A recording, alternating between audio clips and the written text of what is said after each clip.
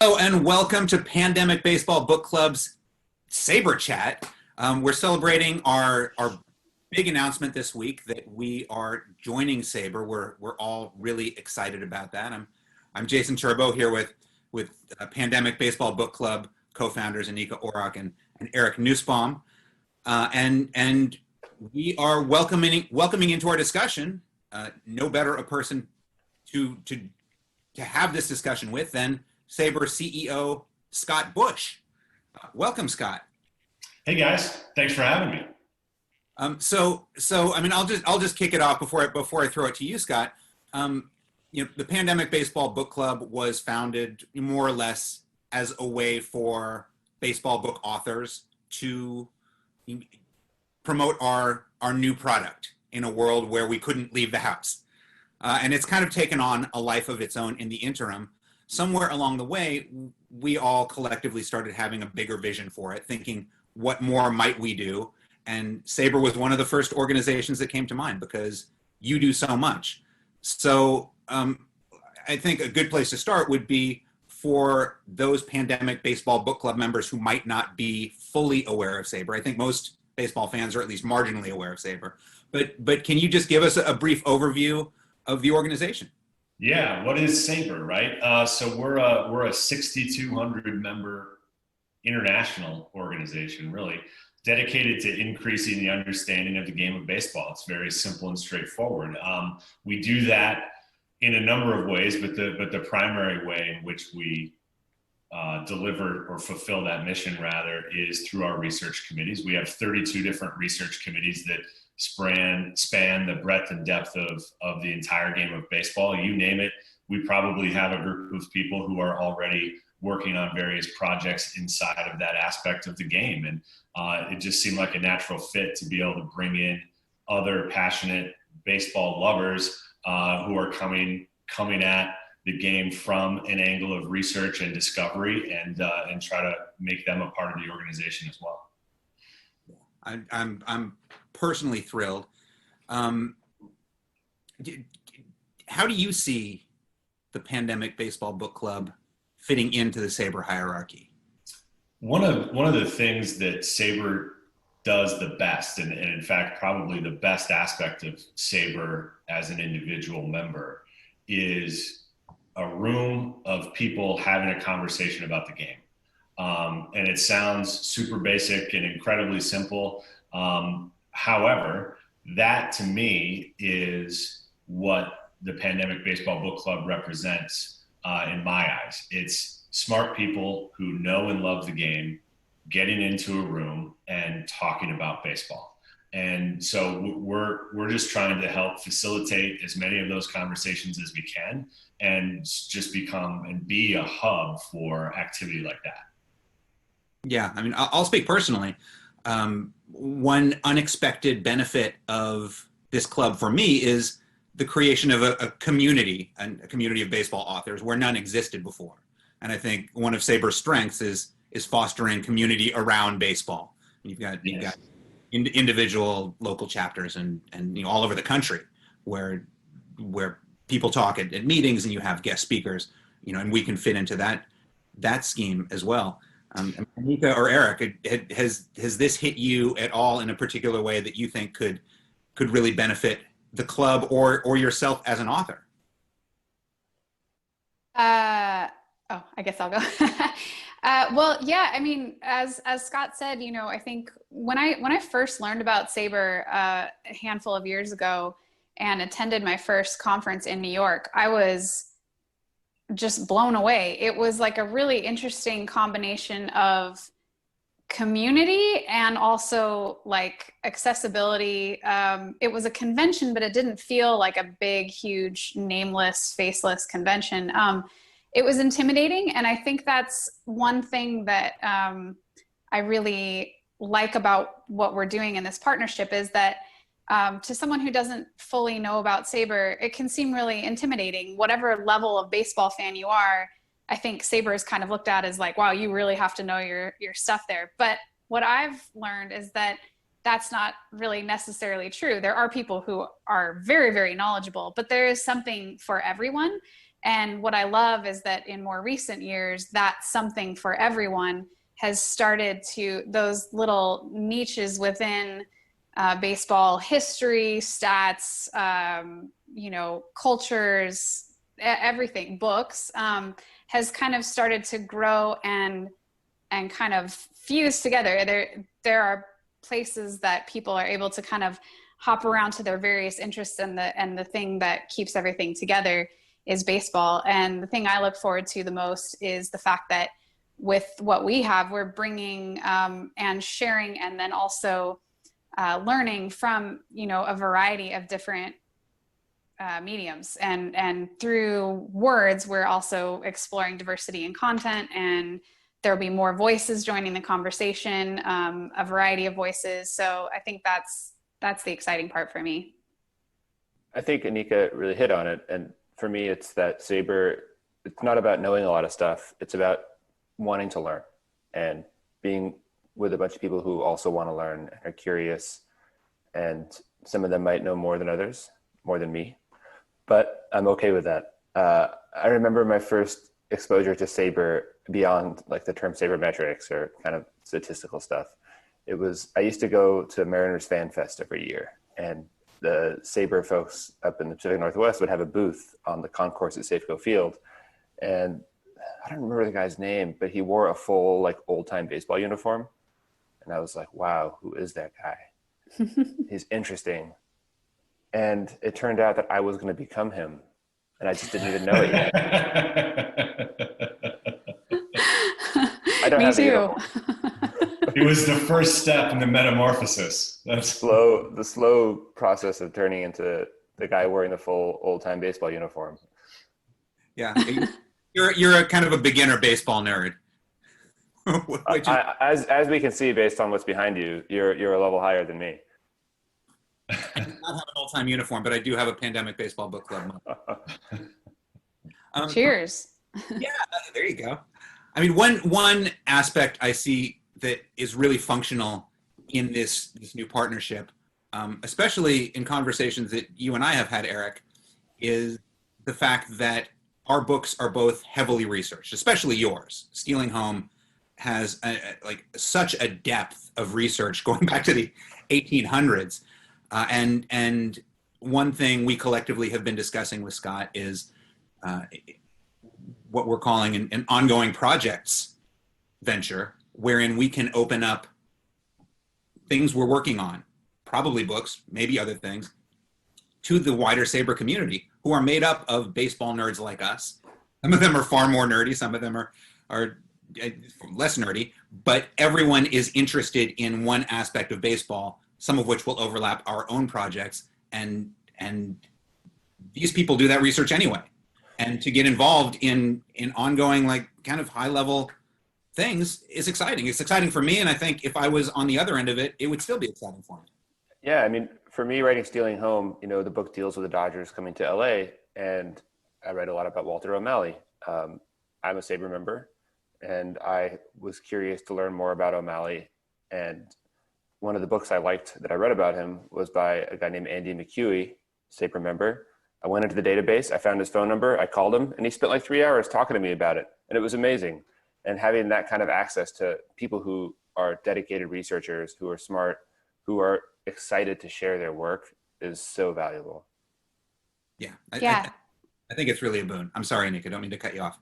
No, I was just going to say I had a very similar experience in that researching women in baseball. You've got an entire women in baseball committee, and you've got Leslie Heafy, who is, and Dr. Kat Williams, the founder of International Women's Baseball Center. But the breadth of knowledge there, and then even if they didn't know something, they were really helpful in pointing me in a direction. And I was able to visit actual physical places that I never even knew existed because they just mentioned certain things. And I think too, if you're interested in current things in baseball, history really opens up a portal into understanding things that are happening.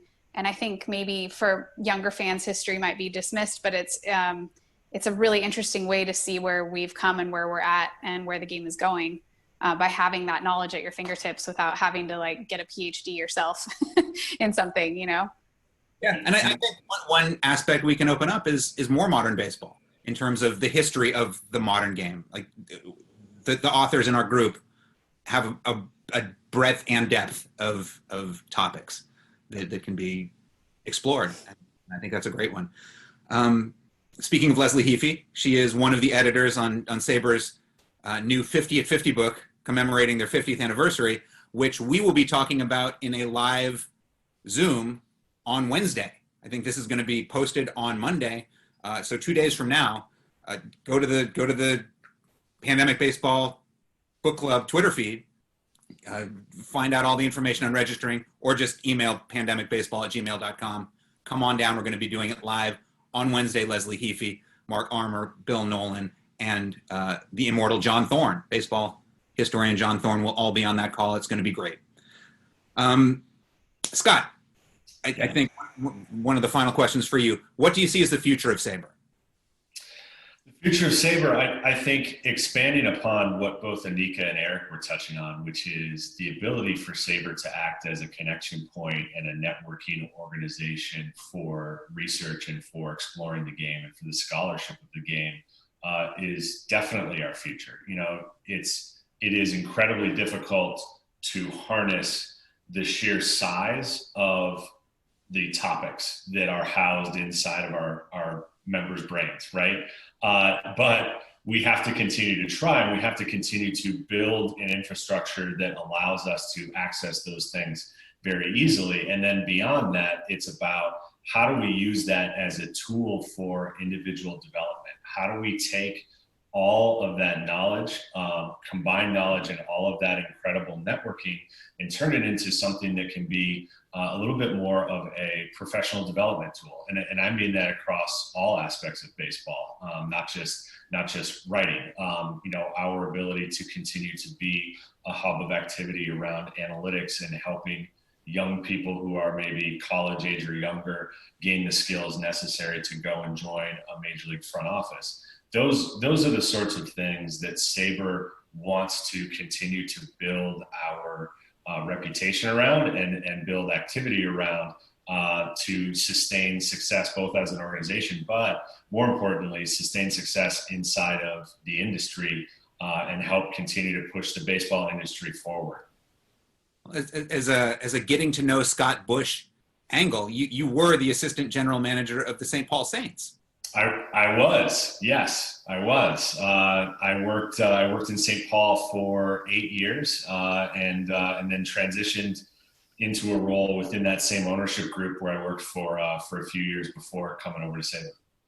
All right, so I think having that on the ground knowledge of what it takes to get into baseball, be it in a front office, be it on the journalism end, be it, you know, there's so many avenues to take.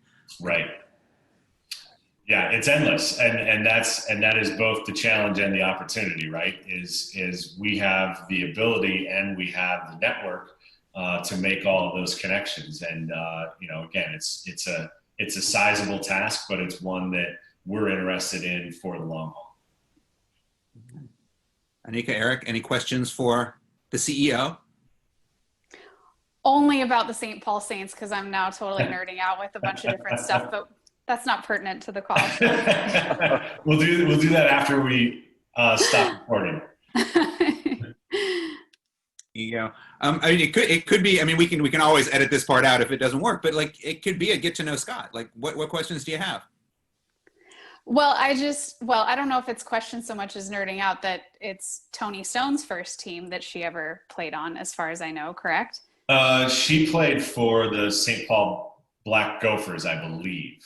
Not. Oh, but it was the Saints coach. I think it was the Saints coach or the hitting coach or something that mentored her, as far as I know. That's right. Yeah, and that was the iteration of the original American Association in St. Paul, which would have concluded essentially when the Twins moved to town, and then both the Millers and the Saints disappeared. And so then this iteration of the Saints is an independent league team that was launched in 1993. Okay. I want Okay. I want to know about the independent leagues and like why isn't there like a real strong independent baseball? I mean, there's a slightly strong one, but I want a competing major league now. I'm ready for. Well, yeah. Well, there's that. The biggest challenge is being able to attract talent. And one of the things that not very many people realize is even when you have a guy that you sell their contract to an affiliated club, you're only getting $3,000 to $5,000, and that fact is a huge factor in why there has not been any sort of strength inside of independent league baseball, because there's almost no incentive to actually develop players. The incentive is to run the business. Why is it so low? Because there's no unlike, for example, I follow soccer quite a bit. Sure. So soccer has a ton of both international governing bodies, but also provincial governing bodies, right? The United States has neither. So if you sign with an indie ball team and your agent says, hey, you can go sign, this team wants to sign you, either they pay that $3,000 to $5,000, or you could just say, guys, I'm not showing up to work today. I'm going to go work somewhere else. And there's really nothing you can do as the team. Like, what are you going to do? Chase this guy down for like chasing his dream? Like that's a no-win scenario. So that is the biggest thing. And that gets back into like antitrust exemptions and all sorts of protections that Major League Baseball enjoys at present. You're right. We should probably edit this out, but that to me is like the biggest thing that most fans don't understand about how the system is set up, and why we have never really had a serious competitive league to go up against Major League Baseball. Yeah, I mean, ever since Branch Rickey invented the farm system, independent teams haven't had that leverage to sell big ticket players. Right. I mean, the last, Bill Veeck, when he operated in Milwaukee, that was incredible. That was an incredibly strong operation, and they made a lot of money on player sales. That was really how he was making it go. And you're right. I mean, once all of that developed, and then you had the Cardinals catch on, and the Cardinals at one time had an obscene number of farm teams, because they realized that it meant that at any one time they had more talent than anybody else, just because they had more teams that they could send guys to. And so they had a crazy number, and then they eventually whittled it down, and we slowly have evolved into this system that we have now. That's changing now too, right? It's getting more and more centralized. It is. I actually did an interview with David Larilla with Fangraphs that posted yesterday. We talked about this at length. But they're gonna be down to 120 total teams next season. So that's really 4 levels of affiliates for each team, plus whatever they do with they call them facilities teams or complex teams. I think it's more like an academy type system, like you see again in soccer, that they're building towards. And I think if you were to start today with modern travel, modern amenities, stuff like that, I think ultimately what you would design as a team would be, let's build out an incredibly robust academy that we control. That's our competitive advantage. And then once they're ready to graduate from the academy and actually go out and play competitive games, that's where we're going to use a minor league feeder system. It's really just for the game experience and the travel aspect, and like getting into routines that would reflect what you will see in the big leagues. But you'd probably want to start with like, hey, let's just do skill set building. Let's make sure that we're technically sound, and let's do that in our completely enclosed environment, and then graduate out. So COVIDization of baseball. What's that? Like the COVIDization of baseball. Well, yeah, I mean, in a way, but I think that they wanted to go this direction before, and it's not it's not dissimilar to what you see with the academies that they establish in the Dominican, for example, where they're bringing players in, and then when they reach a certain level, they're like, all right, yeah, we want to sign you to a professional contract, and then move you on. Right. So we're looking at college-age players without the college. Yeah, 100%. Well, another example, Max Kepler currently plays for the Twins. He signed out of Germany. He was like 16 years old.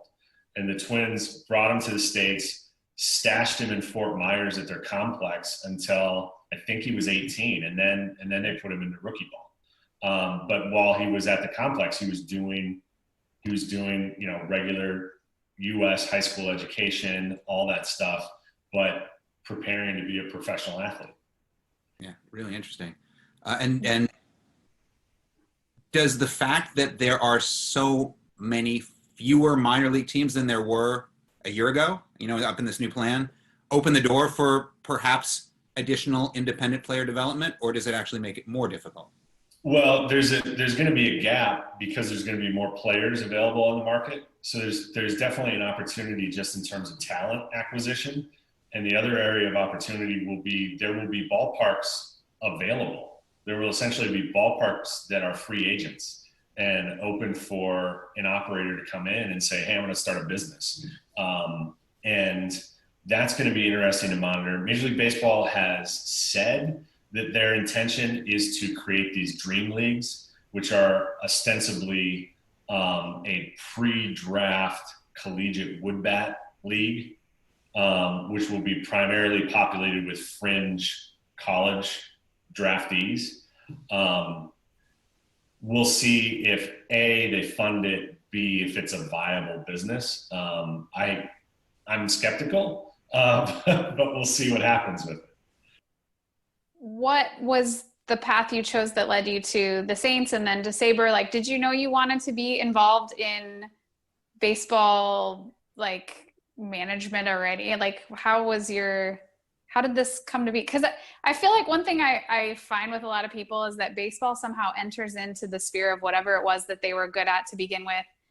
It's never like, unless you're going to be a player. I haven't met anyone working in the peripherals of baseball that knew they wanted to work in baseball in the very beginning. Yeah, it was kind of dumb luck. I was going to University of Minnesota. I was an engineering major.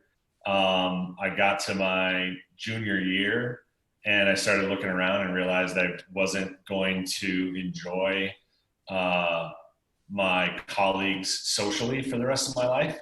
So I started investigating other opportunities for a career, and I found myself taking some sports management classes, and Mike Veck came to one of them, and he gave out his email address to the whole class to email him, and he said, you email me, you'll get an interview for an internship or a job.